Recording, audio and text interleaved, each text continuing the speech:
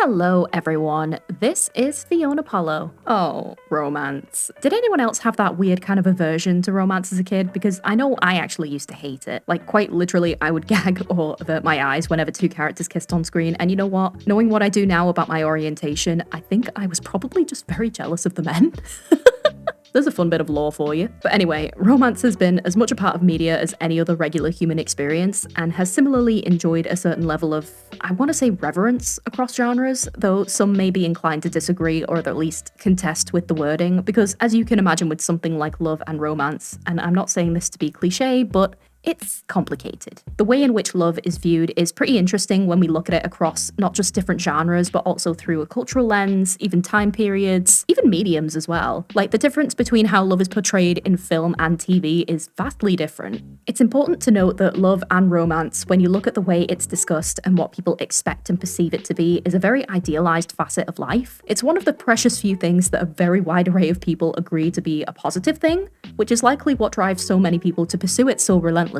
But at the same time, romance isn't for everyone, despite how much insistence is placed upon it, and also it can go horrendously wrong, so it also isn't always guaranteed to be like this great thing. Like, no, sometimes romance just goes very, very badly. So today, I want to get really, really cheesy and talk about love. In particular, I want to talk about love as it's been depicted in the general media. Mostly animated media, but some of this is probably going to be discussed in the broader sense of general cinematic history and whatnot. And I also recognize that this is probably a better topic for like something like Valentine's Day, but when you get an idea for a topic, you get an idea and you kind of got to follow through on it while the iron is hot, you know? Almost everyone is told they need to experience love and romance at least once in their lives, and that it should be one of your key ambitions in order to have a complete and fulfilled life. That is the narrative that we have been fed from the minute we are born, and it comes from books, movies, popular culture, and even your friends and family. And just to be clear, there are so many different types of love out there, but the one that receives the most attention and desirability is romantic love between partners, because it is so often linked with being successful and desirable for both individuals and society at large. And I mean, I'm gonna level with you, I'm in love, I'm in a relationship, and granted, it is pretty amazing once you find the right person, but your partner certainly isn't or shouldn't be the driving force behind your passions, your work, or your personal accomplishments. They can help, they can be very good motivators, but a relationship is supposed to be complementary of two people working together. It shouldn't be treated as a crutch or a solution to a problem like so many people tend to view it as. And maybe that's a significant reason behind this topic that's niggling at the back of other people's minds as well. So much so among a whole host of other contributing factors as to why romance in film in particular feels like it's been on an odd sort of decline as people in the modern age are becoming more independent and isolated from one another. It's a strange circumstance we find ourselves in with media today. I don't know if anyone else feels like this, but films feel very off. Like, they don't know how to fully embrace what they actually are and what they're capable of. Like, filmmakers are scared to run too far with their visions and are constantly reeling back. Maybe it is just me, but it feels very noticeable and I don't like it. People just aren't as obsessed with each other anymore like they used to be on screen, you know? But also, maybe that's a good thing. And it's due to that fork in the road that I wanted to look into and discuss this topic today.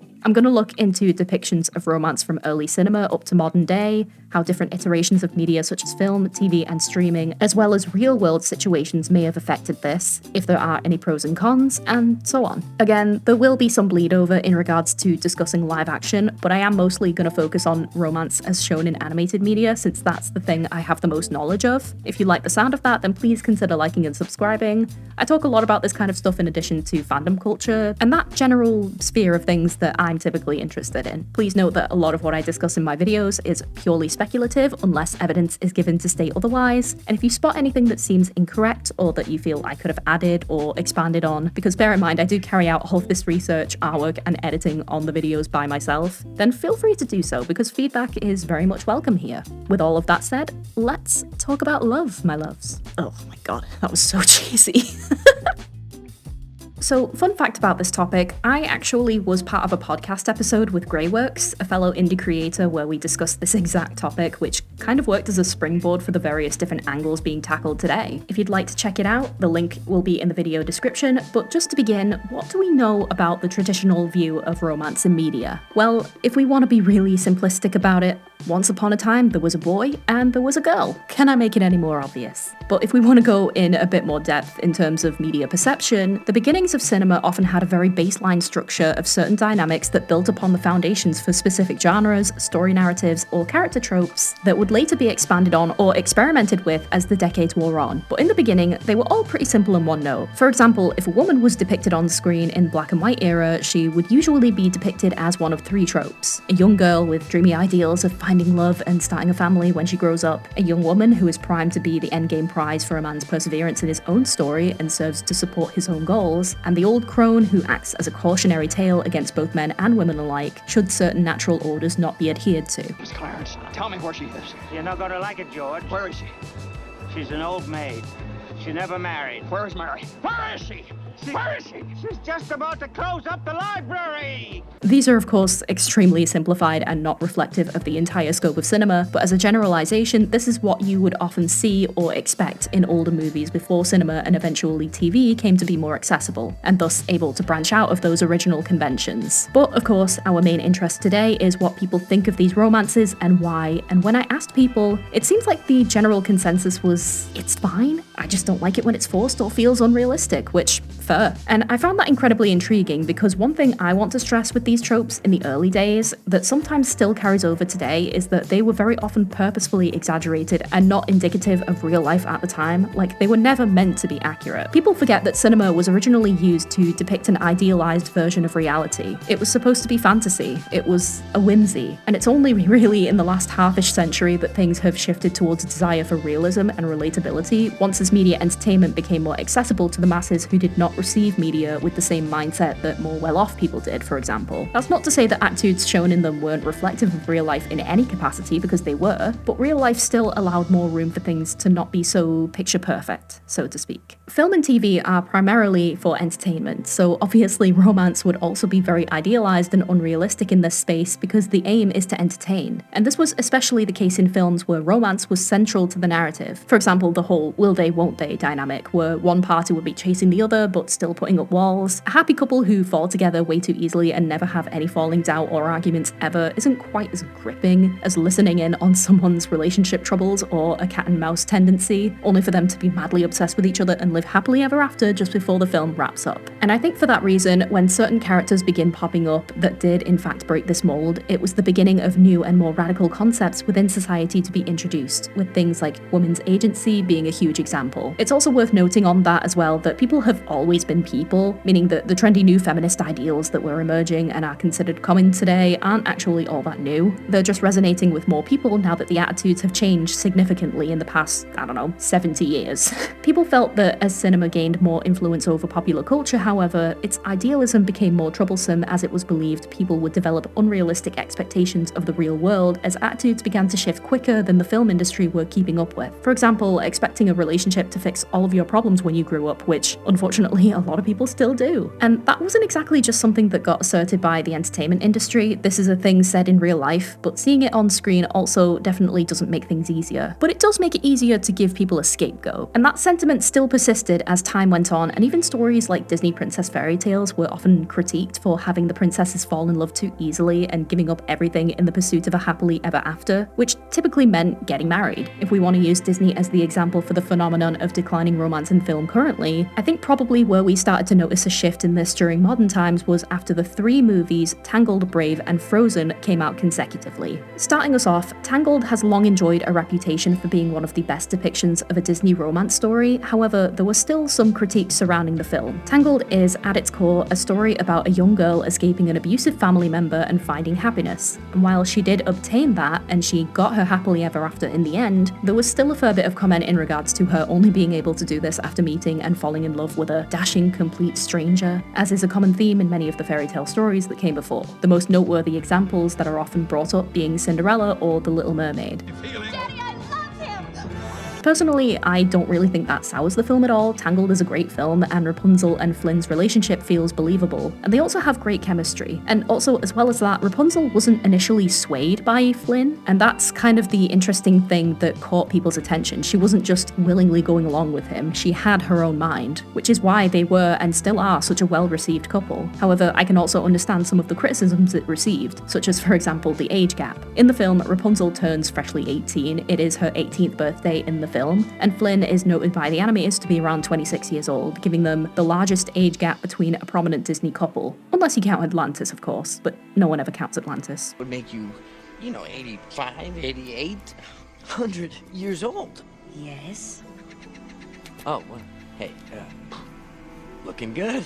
I can understand where the concern may come from, as there is an unfortunate real epidemic of older men intentionally seeking out relationships with younger women because they are easier to mold and are often more susceptible to doing anything they want without much pushback. And having this age gap between two Disney protagonists where the plot revolves around rebelling against family members, abusive or otherwise, didn't exactly strike many older people as the best message to send out to younger children, which is fair enough, I suppose. It is also just worth noting here as well that the opposite does also kind of happen, however, it's sort of viewed in a different manner. When an older woman bags a younger man, it's often considered indicative of her personal value, since society apparently believes women become withered and decrepit after 25. Ain't that right, Leo? But yeah, anyway, what was also interesting about that, however, was that 2 years later, in 2012, the movie Brave came out from Pixar, in which the protagonist Merida, a Scottish princess being primed to someday inherit her kingdom's throne, but who instead wanted to become a great archer, was decidedly not given a love interest. This aspect of the film was a very heavy theme, in which she was actually given 3 different guys to choose from, and in one of the original scripts she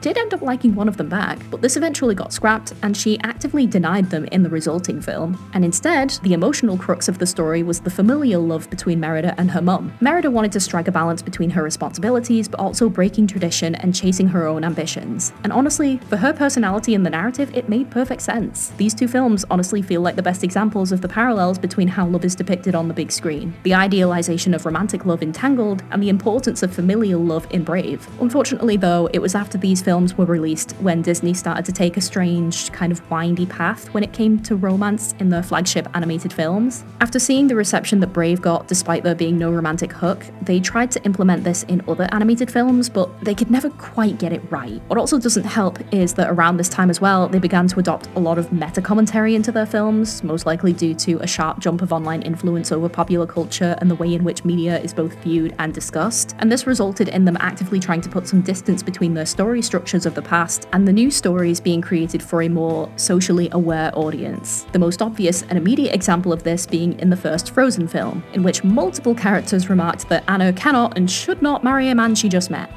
You can't marry a man you just met.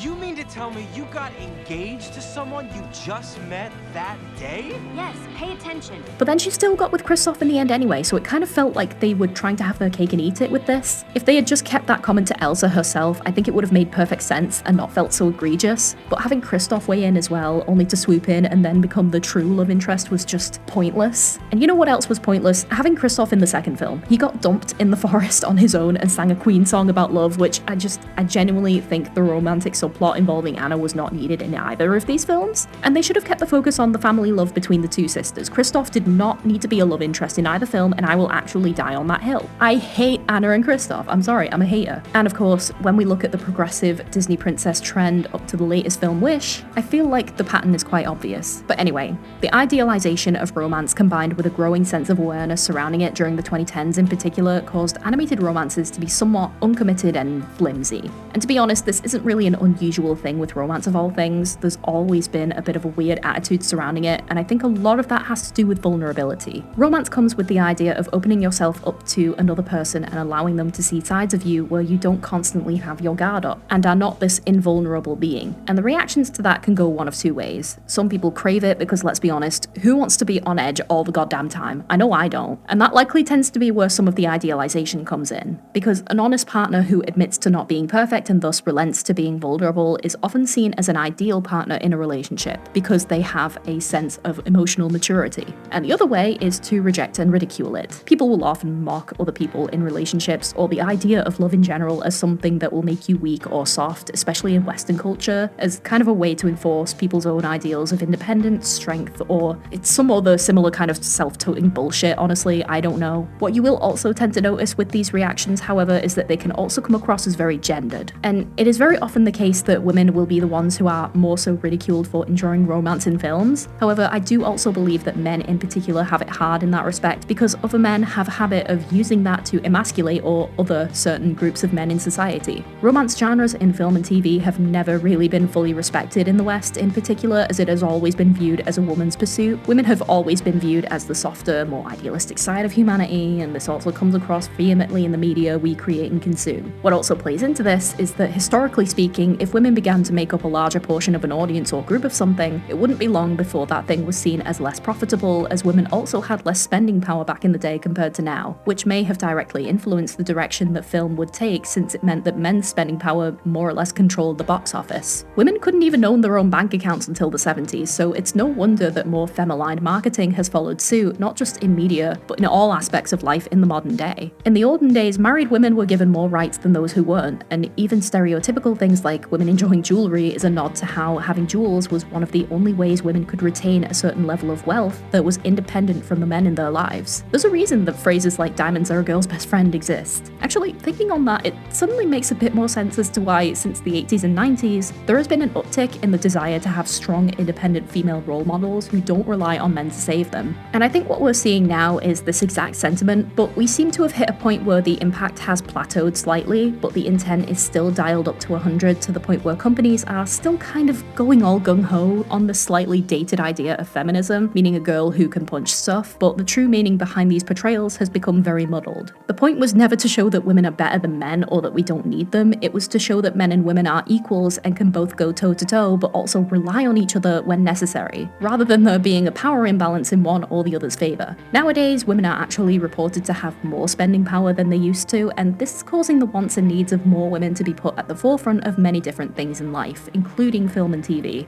which greatly influences not only how women in particular are depicted, but also how men and women interact in terms of on-screen relationships. Unfortunately though, this can only be considered a net positive if there is a certain level of respect present, and sadly that just isn't the case for, well, either gender really, though the reasons for that are extremely different. To say that tensions between the sexes are high right now is probably the understatement of the decade, and I personally think this is the result of a lot of different circumstantial and societal clashes. For relationships of any kind to flourish, not just romantic, there need to be two major things present on both sides, and that is respect and trust. Something you may have seen being thrown around lately is the notion of the male loneliness epidemic, and sadly, that is a legitimate issue. But the actual reasons behind why it's happening are a bit more complex than what I'm willing to unpack in this video, because it is a topic that could quite literally go on forever. But just as a short dive into the topic, according to Jean Guerrero of the Los Angeles Times, screen time is part of the problem, of course. Nearly half of American men say their online lives are more rewarding than their offline lives. The virtual world, with pornography and ideological provocation, is facilitating men's withdrawal, but boys are retreating to the manosphere for a reason beyond the addictive nature of these technologies.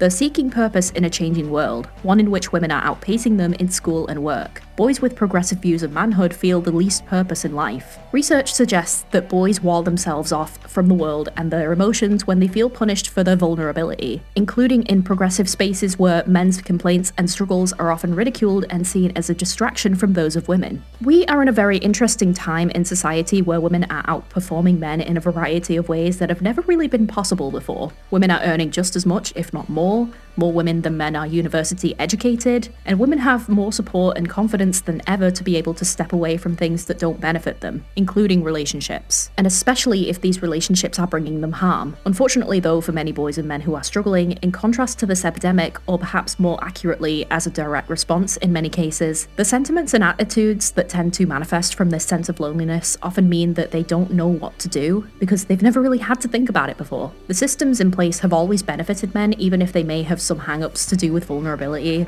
and because of that, there is a substantial resistance to change that is happening right now, and this also unfortunately means that women become the target of many of these lonely men's frustrations. But I digress. It's current circumstances such as this which either affect or at the least reach a wide breadth of people that can often greatly influence the way in which media is approached. And oftentimes what happens is that the more desperate a situation may be, the more people can decidedly turn towards idealization as a form of escapism in what they choose to consume. And more often than not, that will come with a heavy focus on the projection of a happily ever after, hence the insistence upon romance and relationships for many lonely, depressed, or even desperate individuals. So you'll have probably noticed I'm talking a lot about film and the big screen in particular, but what about regular old television? And to answer that, we need to look at the distinction between the two of them. If you actually look at the general culture and history surrounding movies versus TV, you'll probably start to notice a couple of things. Firstly, small screen TV shows and series have been on the rise ever since television became accessible to the average household, which was around the 1950s onwards. And an interesting development of this has been the way in which film and TV came to codepend on each other, while still being their own distinct and separate entities in terms of intent and function. What I mean by this is that film and TV are often treated slightly different in terms of cultural impact and reach. TV series, specials, spin-offs and the like are a lot more inclined to take risks in terms of what they are able to depict, the kinds of themes they want to explore, the demographics they cater to, and who they are willing to represent at the forefront of it all. It is the everyman's entertainment. Film, by contrast, carries a lot more prestige as far as the act of watching a movie is concerned, even if it feels like that prestige may have lessened considerably as the years have gone on. Think of it like comparing Netflix and chill to actually going out on a movie date with someone. And the bulk of that prestige originates from the fact that when cinema was originally conceived, it was an activity that was mostly enjoyed by wealthy people. So that probably puts it into perspective as to why so much early cinema enjoyed that idealization that we talked about earlier. It also probably explains why romance in particular was depicted the way that it was, since moviegoers were oftentimes wealthy husbands and wives enjoying a night out together. Film is a lot more inclined to play it safe, as they tend to have more international reach and appeal compared to a TV series that can often afford to have more localization and doesn't have to worry as much about censorship laws in other countries. As a result, many filmmakers are often less inclined to take risks until the concept has been tried and tested elsewhere, to the frustration of many. It's a lot easier to cut out entire episodes and change certain dialogue when dubbing in a different language compared to reshooting whole sections of a narrative that's only 2 hours long. You would initially take this to mean that film and TV are competing with each other over what they can show, but what this actually means is that the film industry will often use TV as a testing ground for how audiences will react to specific plotlines, narratives, and characters, who will then function as prototypes, in a sense, for their big screen counterparts. For example, a huge undertaking in the past 20-odd years within the entertainment industry at large has been the positive reinforcement and normalization of LGBTQ portrayals. Originally, gay romantic relationships, if they were not used as comedic foils or cautionary tales, simply weren't a possibility in TV, let alone film. People for the longest time associated queer couples with the idea of giving into sin because they placed themselves outside of traditional societal norms that dictate certain life paths, such as having children. And I think for some reason that particular aspect translates to many people as gay couples wanting to go at it without having to worry about having kids, which feels like projection, but whatever. To me, that just kind of screams, I'm jealous that you don't have to worry about getting pregnant. Just a quick side note, because my brain is now running away with me, but when you actually stop to think about how many things play into the cause and effect of something else, it's actually really fascinating when you start to see all of these things play together, because I've just realized that the time in which attitudes towards queer relationships may have improved is likely linked to the accessibility of birth control. And the resulting cultural impact of birth control is that women on screen were allowed to behave a lot more promiscuously, because there was then that inclination that she was probably not as at risk of having kids, which meant that more unconventional forms of romance and relationships were then brought to the forefront as well. And this was all typically done through TV, and then following a positive reception and given enough time for international attitudes to acclimate to film being a place where these kinds of relationships could be developed and showcased, again shows the importance of why shifting cultural attitudes to many things can have an interesting effect on screen. But going back to the gays. Nowadays, it is so much easier to find TVs and shows, especially animated ones, that both include such romances and relationships, but also are often better developed and written than many straight romances in huge big budget shows or films. And I personally think that comes again down to those two important aspects of a relationship, being trust and respect. And this doesn't just apply to the characters themselves. Audiences actually trust the writers, who are often LGBT themselves, to portray these relationships correctly. And gay couples on screen also have much more visible respect for one another without bowing to certain prejudices that can befall straight couples, such as, for example, pre-established gender biases. The really frustrating thing with this, though, is that despite all the hard work being done to dissociate gay relationships from being synonymous with gratuitous or explicit acts, is that it is still viewed that way by people who are trying to grasp onto the lingering sentiment of there being a right and wrong way to love. Not only that, but it kind of puts a spotlight on just how much of the general population simply aren't able to divorce love and romance from sex. And I think this is a ginormous crux of the main issues we're experiencing today when it comes to on-screen romance at large. Despite all the supposed outrage of queer relationships being inappropriate and a gateway to deviancy, apparently, we are currently going through what is probably the most sexless and Puritan period of entertainment in a good long while. And I feel like this is due to a combination of many different points, including but not limited to the notion of men feeling inferior and thus overcompensating on toxic masculinity, women campaigning for their representation that does not rely on them being viewed as objects on screen, a difficulty in forming proper emotional connections with others in general, which was brought on due to COVID, and growing tensions between the sexes due to a variety of societal, economic, political, and environmental stressors. And I hate to admit it, but I think the reason queer media is being much more accepted now is due to this very unsexy age of cinema in an effort to give straight audiences who may still have biases against queer couples or sex in general as few reasons to condemn the media in question as possible. I also did notice in a lot of responses to when I announced my video topic is how many people just don't really care for romance in general, but are happy that other types of romance such as queer romance are coming to the forefront. And probably the best example I can think of that at the moment is how well received animated TV series are right now, especially when they include LGBT couples. Oh, crikey. Sapphire, do you? Yes, You didn't let me finish. I'm just very excited.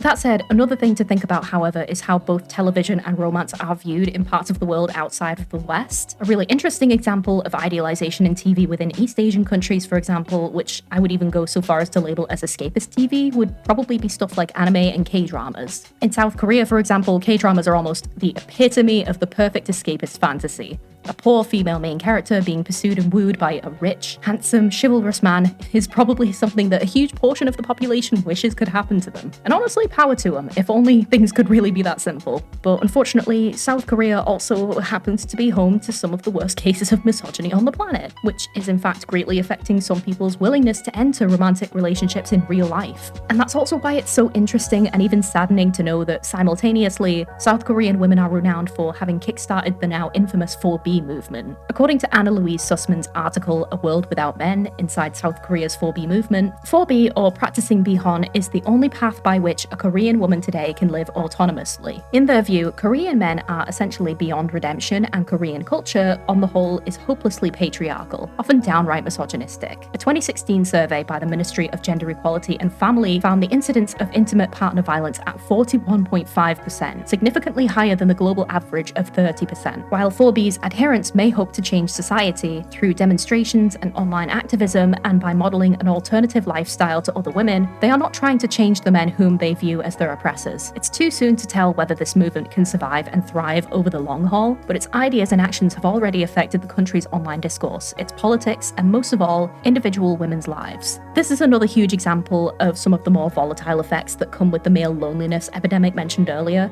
However, the culture surrounding love, romance, and marriage in cultures like South Korea tend to be more stringent than in places like Western Europe and the States, where it's more socially acceptable to have flings outside of marriage and stay single for substantial periods of time. There is a very heavy pressure for men to be providers and adhere to traditional rules of courtship, but thanks to a changing world full of economic uncertainty, clashing of ideals between sexes, and other such factors, it is becoming much more difficult to follow these rules, and it becomes even more crushing when failure to do so is then viewed as a moral shortcoming. I'm not saying these rules are right by any means. I think they sound needlessly restrictive and only serve to punish people who may want to live differently, but it's easy to see why men in particular are frustrated with the way things are, while still condemning the more extreme cases of retaliation, of course. In tandem with this, Japan also has similar issues when we look at anime. People have been saying this stuff for years about anime, and facets of this could even have their own dedicated videos, I think.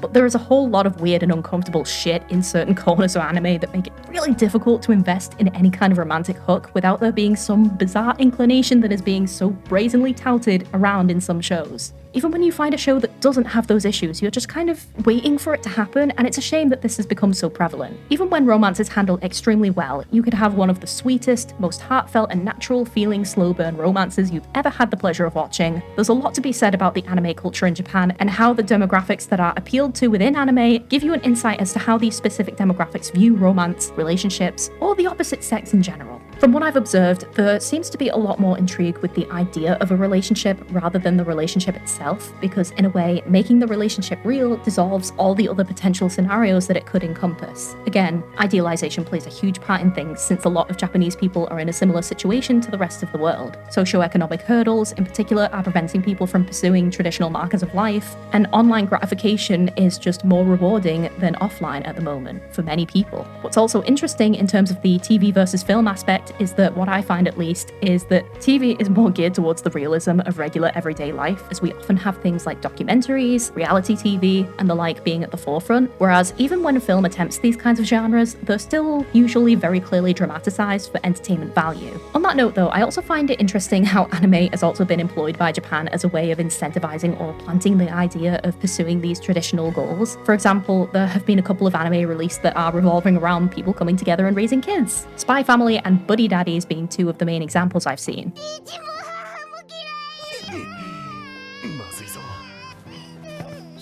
先輩、世界平和のためには泣いてる場合じゃないですよ。次の任務に向かいましょう。そうです。悪い奴らをやっつけに行きましょう。